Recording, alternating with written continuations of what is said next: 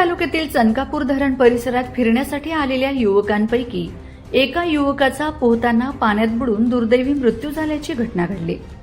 तब्बल 24 तासांच्या अथक शोध मोहिमेनंतर संबंधित युवकाचा मृतदेह धरणातून बाहेर काढण्यात आला।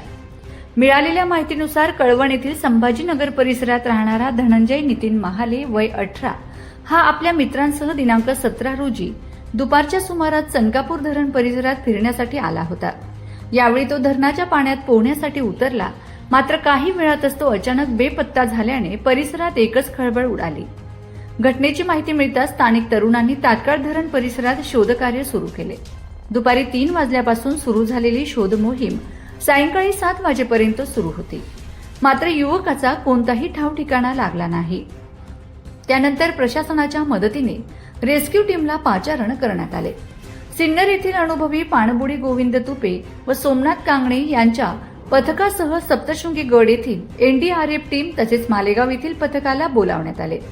रात्री उशिरापर्यंत आणि दुसऱ्या दिवशीही शोध मोहीम सुरू ठेवण्यात आली। सलग 24 तासांच्या प्रयत्नांनंतर अखेर युवकाचा मृतदेह धरणाच्या पाण्यातून बाहेर काढण्यात रेस्क्यू पथकाला यश आले। या घटनेमुळे कळवण परिसरात हळहळ व्यक्त करण्यात येत असून महाले कुटुंबावर दुःखाचा डोंगर कोसळला आहे। दरम्यान या घटनेमुळे धरण परिसरात सुरक्षेच्या उपाययोजनांचा प्रश्न पुन्हा ऐरणीवर आला आहे। पावसाळा व उन्हाळ्यात मोठ्या प्रमाणावर पर्यटक धरण परिसरात येत असल्याने प्रशासनाने अधिक खबरदारी घेण्याची मागणी नागरिकांकडून केली जात आहे।